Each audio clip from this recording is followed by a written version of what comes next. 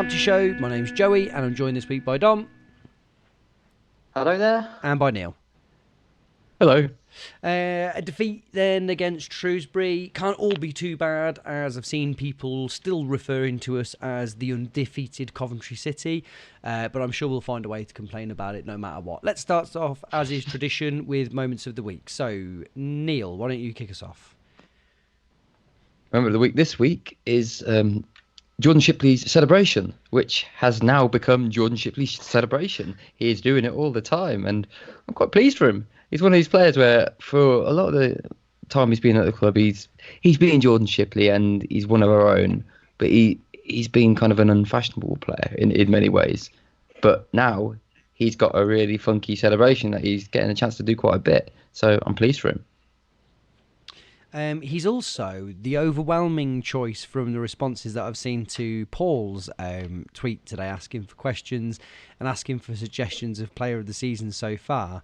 He seems to be coming up above anyone else. And I do wonder if, say, I don't know, Carl McFadzean had scored a goal on Saturday, that he would have been the player that would have just got all of the votes. It just seemed like that there was...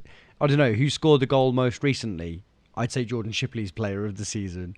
I think he's played well, but there's a level to which you look through it and just go, really? Yeah. I'll tell you who would be player of the season if he'd actually played. Brandon Mason, who in all the games that he has played has been exceptional, and yet he's just not allowed to play him anymore. That's it. It's just really a real shame for him. I think he's been playing brilliantly. Well, when Sam McCallum goes to Liverpool for £20 million, that will have been the Robins' masterstroke of playing McCallum into a big move, and then Mason taking back his rightful place. That would be good. I would just say the one thing I don't like, because Robins was talking about we've got to look after our young players, and I sit there thinking, wow, Brandon Mason's 22. He's like, he's quite young. Maybe look after him as well. Yeah. And just the thing that cracks me up is, was it last week when somebody said, just out of interest, can we go around the table and see who we'd prefer out of Mason and McCallum? And then all four of us went for Mason. It's not even like there was not even like there was anyone that was like, I don't know, it's close. We were like Mason. And it's not to say that McCallum seems like a bad player.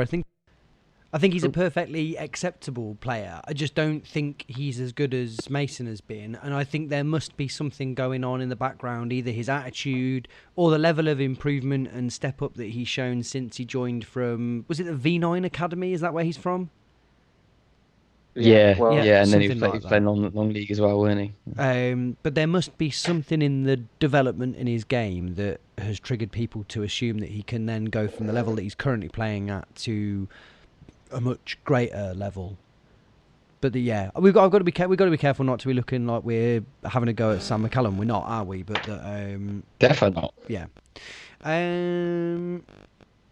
Dom, have you done your moment of the week? No, so my moment of the week was that in the first half, our fans spent 20 minutes, maybe more, singing about Sunderland, which I just thought was so strange. Okay. And the chant was, Sunderland, everywhere they go, they get battered every week. And it's like, that is especially weird considering that we didn't beat them. So it was just very odd. And I was actually talking to someone yesterday who went to the game as a neutral, and he was just scratching his head about it. It's like, are they singing about Sunderland? That's a bit odd. Yeah, we are. Yeah, the why are their fans obsessed with us derby? I think it's quite fun to have a sort of latent, bizarre rivalry with them, but to be spending a lot of time at games singing about them is a bit weak, isn't it? That is very much why are you obsessed with us rather than, do you know what I mean? Like, what's that? You've lost some of the war there. Okay. I'm going to go for another Jordan Shipley moment. Did anyone want to see the ex-Cov player who's found himself in non-league with an injury and somebody had tried to raise money for him? No, that's passed me by. Yes. What's going on there? Is he called Dom, do you remember his name? Is he called Jake It's Whitmore? Aaron Whitmore. I think Something like his that. surname's Whitmore. That's right, I I think we remember might have that. had 2 players with that surname. And yeah, ultimately it was just, I think somebody had very kindly tried to raise some money for him because he's got injured this side of Christmas, and it just means that he won't be able to work in his normal job and he won't be able to earn any money playing football. And they were trying to raise 1,500 quid for him, and I came to my attention just because I was curious to see how it had done, and it had raised its tally pretty much immediately. And then when I looked, lots of very generous and kind people had chucked money towards it, but Jordan Shipley put 500 quid in towards it. And you Good think, guy. well, yeah, but you think that there's a tendency, I think, for people to go, oh, well, he's a footballer, he can afford it. But that must be a tremendous amount of money to him still, mustn't it? Yeah. That's a lot of money to throw into someone's overall well-being. But yeah, what a lovely thing to do. But also then didn't tweet about it. You know what I mean? Just kind of, I don't think many people have seen that. I just thought it was a nice thing. You get the impression from social media, not necessarily anything that he tweets himself, but you do get the impression that he just sort of quietly goes about his business being a really lovely bloke, doesn't he? That's nice, isn't it? He's always knocking about locally as well, isn't he? Just like popping into things, saying hello to people and kids. That's good of him, really, because like you say, he doesn't have to do that. He could get away with doing the bare minimum, and that would still suffice. But I mean, I don't know if he's bored or something, but I'm hopefully it's from the goodness of his heart that he's turning up at these events all the time. He doesn't want to be there. He's just got literally nothing better to do. Might as well. Yeah. But no, that's nice. I just think I think there's been, since League Two, it just feels like there's just that greater connection between the club and the fans, doesn't there? And I think even though this one isn't strictly speaking a thing between the players and the fans, you just get the impression that they're quite a nice group of people, don't you? Mm. Which ultimately, I'd rather have a team of successful bastards, I suppose. But they don't have to be mutually exclusive, I suppose. Right, Dom. You were going to tell us about a game that you were at on Saturday, which I hope, for the sake of the content of this podcast, was Shrewsbury versus Cov, right? Yes, indeed it was. So, sort of my impression of the game overall was just sort of quite strange, where I don't think there was ever really a moment of the game where we'd gotten going. The first half was quite odd. Neither team really got into much of a pattern. It was quite a bitty kind of game because Shrewsbury were trying to press us quite highly, and we were struggling a little bit with their pressing, especially because after trying to pass it between our defence and not really getting anywhere, we're then sort of forced into sending it forward to Maxime Biamu, who was being marked by 3 centre-backs. So even though I don't think Max was particularly good on the day, whenever he was winning stuff, there was 1 or 2 players there to mop things up, plus usually a defensive midfielder too. So it was just very hard for us to build up much of a rhythm. And also because we didn't really have natural wide players. So there were moments where having Shipley and O'Hare in those wide positions looked quite promising. They're sort of coming inside a few times and getting beyond the striker, which led to some quite nice interchanges, but just never really established that as a pattern. And possibly it might have been an idea to relieve pressure, to have someone a bit quicker that could play a ball in behind, rather than sort of just being stuck between trying to pass it out and then having to go a little bit more direct. Did score quite a nice goal. It's good to see Shipley is building up some goal scoring form now. It's 2-2, and a nice assist there from Alan, who was probably our standout player on the day.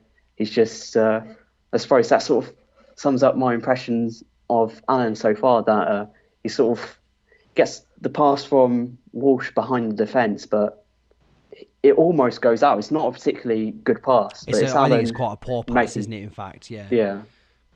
It's Alan sort of making something out of nothing, sort of feeding on scraps, just playing with his energy, just centres it, and Shipley beats the defender and nods it almost achingly into that far post. I remember, Really good header, isn't it? Really, yeah, like, just to arc his head back and actually to direct it. And ordinarily, those sort of headers, they should be easy for the keeper. But I think he did it. He managed obviously to get enough power on it, which was I don't associate Jordan Shipley with heading, but that was superb technique. yeah, it was one of those because because the away fans were in the opposite side of the pitch to where that goal happened. It's always sort of that bit of a wait just to make sure it's gone in. Sort of, yeah, sort of bit of a slow motion goal. But yeah, went into half time with the lead, but hadn't got going. But you'd hope that would be perhaps a platform for a stronger second half performance. And then the start of the second half was more of the same, but Shrewsbury introduced 2 wide players, and that stretched the game a lot more for us. And we were under genuine pressure for quite a long period of that second half. And relatively little opportunity to break. Biamu was continuing to be marked out of the game, and we just weren't getting that out ball. The one moment we did, Shipley's through, it's a 3-on-2, I think, at that point. Godden had come on for Max, who'd seemed to have taken a kick to the face at a certain point and went off. And then O'Hare's there, and for all the world, he's in the penalty area. He's got space to shoot, and he tries to chip it to the back post to Godden, which kind of seems to belie where Callum O'Hare is at this moment in time, where he's lost that level of decisiveness that he had when he first came in, where he always felt like he didn't quite back himself to score the goal there. So he was almost sort of passing the buck. And then straight from that, the goalkeeper gets in his hands, leads to a Shrewsbury corner, and the corner is played in right over Morosi's head. One of the issues I have with Morosi is I don't think he's that good under the high ball. It led to a bit of a scrap, and it's bundled in. It's 1-1, and Shrewsbury more than deserved that equaliser. After that, we improved a little bit. The game was kind of in a balance. A key moment possibly was when McCallum had gone down with an injury, but we played on, and I think it's Shipley who's just about to take a shot, it looks like, and the referee stops play so that McCallum can get treatment. And the away sense was just apoplectic. I think Liam Kelly got booked for possibly some words he might have had with the referee at that point. And I wonder whether that incident had an impact later on in the game, in stoppage time, where we have the ball in Shrewsbury's half. Callum O'Hare's right in the corner, and he goes down looking for a free kick. And I don't know whether he's gotten a little frustrated with the referee there, whether that incident earlier sort of put the worm in his mind. But straight from that, the ball's cleared forwards. It's Shrewsbury striker Jason Cummings up against Michael Rose. Rose overcommits himself quite poorly there. Play gets switched to the left for Shrewsbury, and Dabro looks like he's been caught a bit flat-footed there as well. And the ball is switched back again, and Shrewsbury, with a quick counter-attack, are 2-1 up. And that was that really. Bakayoko and Castaneer came on, but there was 2 minutes left, so it didn't really make any difference. And somehow we didn't win the game. Is that what you're trying to tell me? Yeah. I suppose the only other thing I'd mention about the game was one of the key weapons we had when nothing was really working in the second half was McCallum's long throws. They caused quite a few problems, led to sort of a couple of half chances. So I don't know, Liverpool, is that another couple million for that? I know they like throw-ins, so yeah. Yeah, there was that. That's where you scouted him, yeah. There was that. Didn't they bring in that throw-in coach? Yeah. Yeah. Talk to me about some of the standout, for good or bad reasons, individual performances for you, Dom. Yeah, so I mentioned Jamie Allen. as part of the good. I actually thought overall another player had quite a good game was Michael Rose right up until his involvement in the goal. He sort of just seemed to be a little sort of a return to that sort of composed and sort of physical presence that he looked in the opening few weeks in the season. I mean, another typical sort of Carl McFadden game where when it was really physical, he was standing up to it, but it just seemed like he was sort of constantly sort of almost riding by the seat of his pants when he was getting pressed or when he was getting ran directly at one point. He was quite lucky to evade a booking just for completely wiping out a Shrewsbury player as they're counter-attacking, and the referee played advantage. It was one of those where, because the referees played advantage, they kind of end up forgetting about the initial foul. Some main ones. Yeah, Max, I don't think had that good a game. I don't think the nature of the game favoured him based on the way the two teams set up. He was coming up against three centre-backs and we didn't provide him with enough support, wasn't enough movement around him. And it's interesting because he started scoring goals, but obviously he's still coming back from injury, so can't be too harsh on him. But past couple of performances haven't been that great, and the past couple of league performances, so maybe it's sort of just a case of it's not quite the striker Robbins is looking for. But I mean, if he's scoring goals at a rate of a goal every other game, then that'll do.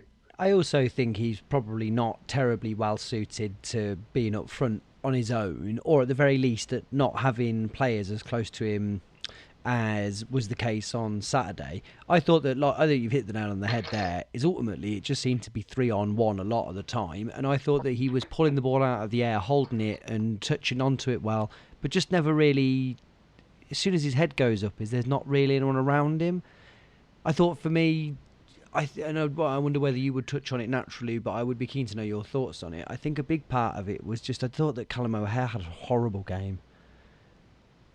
And I think what's the deal on that one in terms of his whole book? I've heard that a few times actually, so I missed the game. In what sense? Just not involved, or was it just mistake ridden? I think it was a bit of both. The sorts of game that Huula was having towards the point where he finally came out of the team, where the involvements, it's hard to overstate how sort of pivotal that moment that Dom described before was, where he chips that ball over rather than shooting. There's actually a number of different things that he could have done there. He could have pulled it back to memory escapes me. Shipley. Yeah, somebody is advancing in the centre. And actually, it's a really good chance for him to have a shot, probably first and foremost. Then he could have pulled it back for an on-rushing player, like Dom says, 3-on-2, who would have been a fantastic opportunity to score. He could have also played a much simpler ball back from where it came from across the floor, which would have been risky, and it wouldn't have been a good decision. But the chipped didn't go anywhere near its intended recipient. It was just... it was dire to look at, and like you say, it was really the pass of someone who was terrified. And I just think generally speaking, that entire right hand side, I thought Dabo had a really uncharacteristically bad game after we had discussed at length on WhatsApp the other week about how he is a 6 or 7 out of 10 player. He really smashed that out of the water, I think, for me. And I just think but the O'Hare specifically, time and time again, when Biamu had the chance to lay it off to someone, I did find myself thinking, where is O'Hare? Why is he not closer to Biamu? But then I also sympathise with him to a certain extent, because I don't know if I'm not sure if he's been asked to do the same job 2 weeks in a row since he's been here, apart from come off the bench and steal a goal. Dom, am I being too harsh on O'Hare there, or...? Yeah, it's sort of hard to know really what to make of him. Like just getting off for something as simple as where do you play him? We've seen him play out wide. We've seen him play as attacking midfielder just off the striker, and we've seen him play in central midfield. I don't know whether that's kind of created the confusion for him, where it's sort of disrupted any chance of him building some momentum. But I always feel as well with him. He almost tries to do things a little too quickly, Yeah. where it's good to see him, good to have someone. Considering that we have like so many central midfielders and quite a few are quite similar to each other. But someone who can up the tempo of things. But yeah, it just feels like at times he's almost trying a little too much, and his game's sort of less concentrated compared to someone like Bright, who just had this sort of, he knew what he was doing. You didn't know what he was doing, but he had a good idea of it. Even if it was a terrible idea, if he was going to do things his way, whereas O'Hare just feels less sort of settled down into playing senior football. It still feels like he's trying very hard to make an impression. Anyone else that was worthy of note? I thought Liam Walsh played quite well. It was quite hard from my perspective to notice him that much because I was quite low and close to the pitch, so never really. It's sort of quite hard to identify him. I suppose one of the themes in the second half, which I was chatting with a Shrewsbury fan after the game about, they felt was that they'd managed to overload Walsh and Kelly in that second half, where that was sort of a key area where the game turned, where we sort of just lost that aura of control in front of the defence, and we're getting players running in behind us. So, yeah. I also think we've talked about this before, haven't we? Sorry, Neil, to cut in ahead of you, but I really like Liam Kelly, and I quite like Liam Walsh, and I think sometimes he's played better than other people do, but I'm not sure I ever want to see them in the same team. Yeah, that's almost where I was going with what I was going to say. I just think we're in that situation where we're getting players back to fitness, and we do have these selections available to us. And the risk I see is that Robbins tries to place.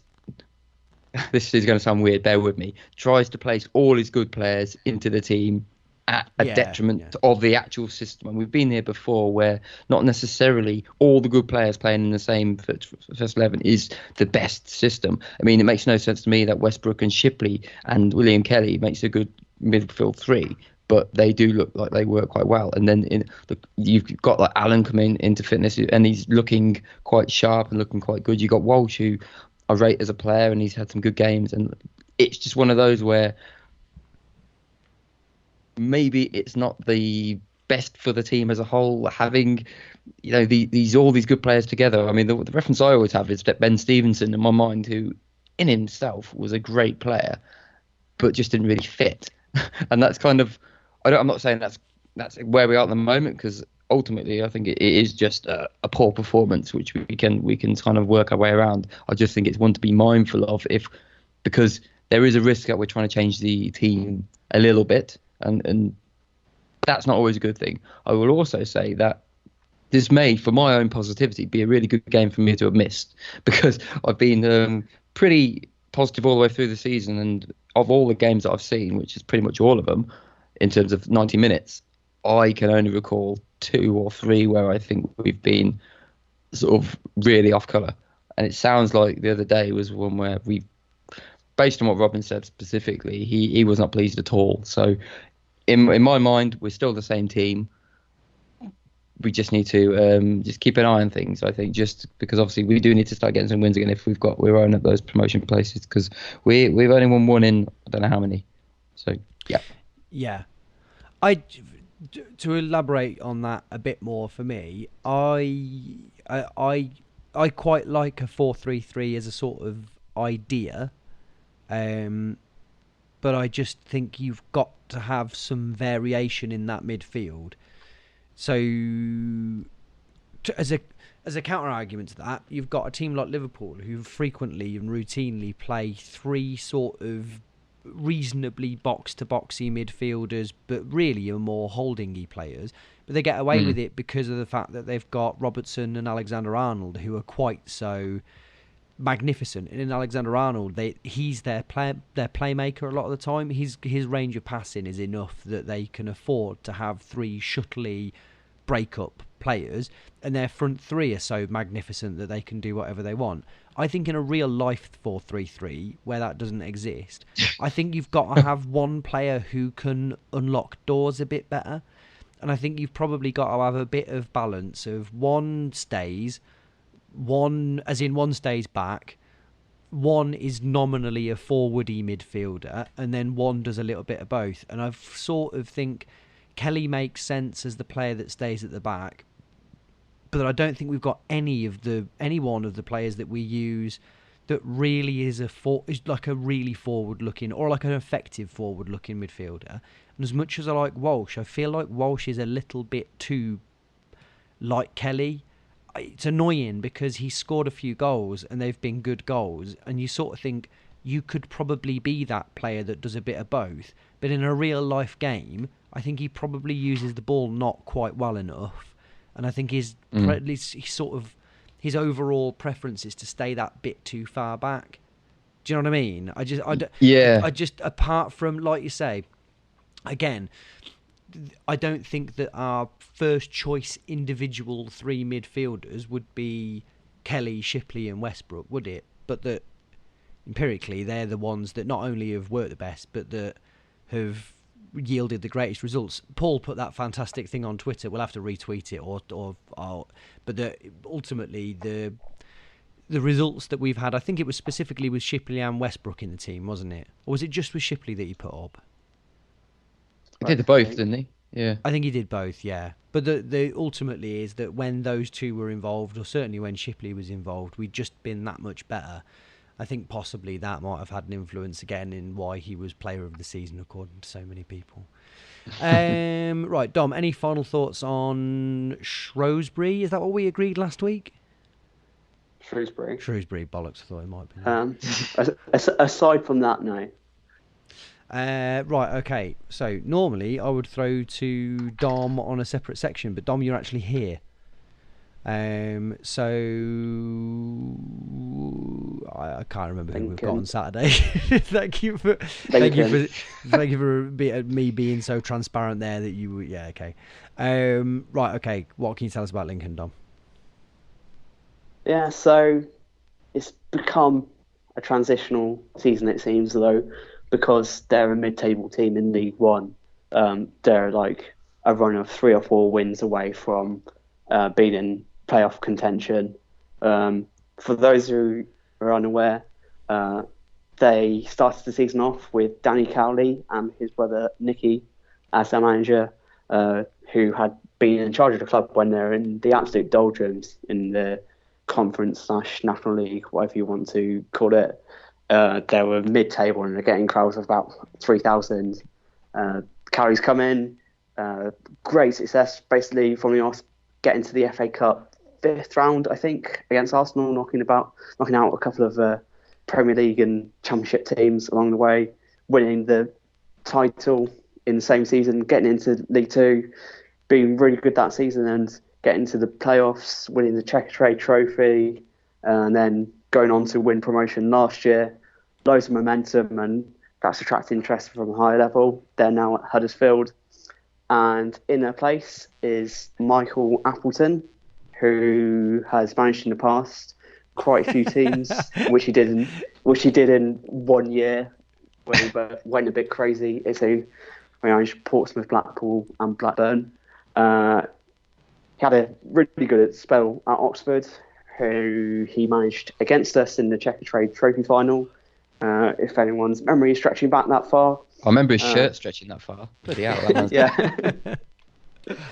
Yeah, so he's seen as quite a progressive coach, and there's been a little bit of a change of style, and that seems to have led to some poor results initially, but they've won their last 2 games, and slowly but surely things are looking like getting on track. They've already made their first January signing, a guy called Zakar Bouzade from Ireland, a former West Brom youth player, and he's absolutely rapid, but he won't be involved in this game. But the players to look out for, there's one player I really like at Lincoln, which is Jack Payne, who's a tiny footballer, but just an absolute technical magician. He's kind of been in and outside this season because he hasn't married looking like a really good technical player, but he plays for fun with goals and assists. Actually, the player who has been sort of providing the goals and assists is George Grant, who was part of the Notts County side, who we played in the League Two playoffs. A sort of another sort of nimble technical play, sort of operated out wide again this season, though the suspicion has always been that he's sort of more of a central player, but he's got quite a few assists this season from set pieces, which is a bit of a carryover from the County era where they've got quite a lot of experience and quite physical players who've got very good organisation from set pieces. So that's going to be a key threat, especially as we conceded 2 of our last 3 goals in the league directly from set pieces. So that could be a key area of the game. And then 2 very good fullbacks as well. Neil Eardley at right back and Harry Toffolo at left back, who supply a lot of energy. But it's just been about finding the right balance between trying to evolve the style and actually get results so they don't get sucked into the relegation scrap. So I think this could be quite an interesting game in the regard that this is a team that is probably going to come out and try and play football against us, and that might actually end up being the kind of game that would favour us. They're possibly not going to press us as highly as teams done in recent weeks, so it's going to make it a different dynamic. Of course, another player I forgot to mention is Tyler Walker, who over the summer we came very close apparently to signing on loan, who turned us down seemingly so he could play with George Grant, who'd been with at Nottingham Forest. Sort of say goal poacher, sort of one of those players who doesn't seem to do a great deal other than come alive in their penalty area. He's actually been out of the team over the past few games just because they want someone with more of a presence about them to lead the line in John Akinde. But he's come off the bench on Saturday to score a goal, so he might well come into the side and sort of show what difference he possibly could have made with us. I think he might have been a key difference this season if we'd managed to bring in someone who's a bit more reliable in front of goal. So yes, that is Lincoln. It's going to be an interesting game. 9 goals for Tyler Walker this season, is that right? Yep. You wonder whether if Godden had have played that many minutes, although saying that I am going to look up to see how many minutes he's played comparatively, that he might have done something similar, but that it's just tough to know, isn't it, without being able to have some sort of mad magic ball. Right then, Neil, do you have some questions ready for us? Slim picking this week, but we do have a couple. So what we got? This is one I quite like from Disco Beetle. At what point do we start worrying we'll repeat 99, 2000 and not win away? He says soonish. Dom, do you have a view on that? I think sort of by the law of averages, we will win at some point. So it's just whether it becomes a genuinely bad record or whether we start to pick up soon and then we sort of stop commenting on it. I wonder whether at what point Mark Robbins considers trying to play a different approach away from home, where I think one of the things this season is we've kind of played to the same game plan more or less every game this season, and it seems to be the difference away from home is that teams come on to us a little more and perhaps we're not quite set up to deal with that as well as Mark Robbins' Coventry City teams have been in the past, where we've been a little more pragmatic away from home and have had a counter-attacking threat married with a good defensive shape. But then I suppose what impact does that have on sort of the continuity you have between games if you just switch in up your style between home and away? But it's not good at the moment, and I am worried now. I hear you, because I think I would be a lot more worried if I didn't feel like we were. It doesn't feel like we haven't won away all season. Put it that way. I think the performances we put in, as annoying that we haven't actually got the 3 points over the line. There have been so many games where it just feels like we've played well, and that's kind of contradicting my view of high standards and all that sort of stuff. But yeah, I think I'd definitely be far more worried if we were just playing absolutely cat shit away from home, but we're not. I plucked that one out of nowhere. I don't know why I've gone for that one, but yeah, why not? On that note, let's move on to another question. What have we got? We've got a silly one. If you could kiss one of the current squad under the mistletoe, who would you choose? Joey? It's Max, isn't it? He does deserve a good kiss. He's just going to be nice. Yeah, I'd like to just say thank you to him. I think that's a nice way to do it, isn't it? Yeah. Thank you for being you, yeah. Or alternatively, Backer, just to see whether he'd miss. But no, I I'll would choose. go. What would you go for, Neil? I'd go for Alan, purely on a height basis. I think I could loom over him, yeah. no problem. You'd feel like the man. I feel I would. That would be nice. I don't know. How tall do you reckon he is? 5'5", 5'6", something like that? He's not a big guy, is he? No, he does look quite small. Dom? Max, obvious reasons. that awkward smile that gets him every time, yeah. Right, anything else, Neil? No, nothing else. Paul has just generally asked about the player of the season so far. I will just throw in mine, which is Dabo, for reasons I just believe he's played well most games. Dom? I'm leaning towards Liam Kelly, mainly because I do a slightly unlucky thing where sort of a day after each game, I'll enter my own personal private average ratings on the spreadsheet, and he's quite comfortably at the top. And looking at it, I think it's mainly because I think quite a few of our players are sort of vary between highs and lows, and Kelly's just been so much more consistent than anyone else. Are you going to publish those? No.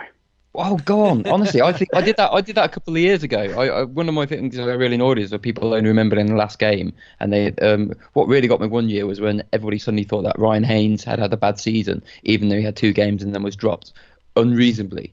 So what I did was the following season was exactly that. So actually collate people's ratings of all the players over the course of the game and then just start plotting them, and you got to see kind of a better picture. So my suggestion is, go on, do it. Get some averages out there, and you can get a sense of who actually has done well. Would you like to know the WhoScored.com version of Player of the Season? Yeah, who have they got? So they do what you're talking about, where they do ratings for every player, and then I've got an average here. Firstly, let's see whether you can guess what the top performing player has received as an average match rating out of 10. I mean, it's got to be in the 7s, you'd think. What, 7.1? It's in the 7s, yeah. You're going for 7.1, Dom. Any advance on 7.1? Yeah, I think it's low 7s based on when I last looked at it. Say 7.05. Okay. It's good work to Neil. 7.17, which is very, very close indeed. Right. Your 2 picks. Who do you think finished higher out of your 2 picks? Maybe Dabo. Liam Kelly, 11th, according to WhoScored.com. Which is still 2 places higher than Fankati Dabu at 13. Liam Walsh takes the coveted crown as player of the season so far with 7.17. Second in front of £10 million Liverpool left back Sam McCallum, of course. Really? Yeah, they also. I guess the ratings come from it's all assist based, isn't it? All that sort of stuff. If it is, then genuine performance. If it is, then I think McCallum would be knackered because he's not actually laid on an assist yet. Neither has Liam Walsh, for that matter. But interestingly, with some of the other things that are pulled up from here, so it also gives man of the match awards out. So the player with the most man of the match awards, probably unsurprisingly, is Liam Walsh. He's had 3, but then there are 1, 2, 3 players who have won 2 each. Do you care to guess which 2 players they might have been? Rossi? Nope. Michael Rose? Morosi, by the way, an average performance rating of 6.42, making him 19th, which actually I sort of think... And as well, the players behind him are players that just really haven't played at all, which I think is very unfair, because I do think he's got something of a shout, because I do think he has made a massive difference to us, but in a very, very obscure way compared to the kind of keepers that we've had in recent years. He's come in and he's done the job that he has been asked of, if that makes sense. I think he's grown into it. I think I quite like him. As well, I think he's doing a good job. He just doesn't get ratings points, does he? No. I think sort of bowling out overarm throws that neatly land in the foot of a player is the sort of thing that gets you high points. So Liam Walsh with 3, Sam McCallum with 2, apparently, Dom Hyam with 2, apparently. And most confoundingly, Amadou Bakayoko with 2 man of the match performances this season, apparently. Yeah. They are watching those games. Yeah, voted by Paul Knowles, presumably, in the last few games that he's been watching. Okay, right. Well, that's enough of a section that's become a regular section called Fill Up with Content from WhoScored.com. We are not sponsored. Strengths and weaknesses. Yeah. Anyone got anything they want to plug or anything before we go? If anyone hasn't been following me on Twitter over the past week and heading into this week, I've been revealing who you have voted for in the Coventry City Team of the Decade. We've gone through the defenders and goalkeeper, which has given us Kieran Westwood in goal, Cyrus Christie at right back, centre back pairing of Richard Keogh and Jordan Willis, Chris Stokes at left back. We've got the first central midfielder in today, as we record, of John Fleck. Depending on when the pod comes out, you'll know the second midfielder, and then we'll be moving into the wingers, attacking midfielders, strikers, all in the lead up to Christmas. So, yeah, something to keep an eye on. The website, sideawaysammy.com, if you're looking for something to read. Having seen the full first 11, it only solidifies an opinion that I've grown to have recently, that people shouldn't be allowed to vote. Anyway, that is a joke, by the way. Right, let's wrap things up. Where can they find you on Twitter, Dom? It's at Side Sammy. Where can they find you on Twitter, Neil? Sky Blues blog. Yeah. Lovely stuff. Right, Dom, thanks very much. Thanks. Thank you, Neil.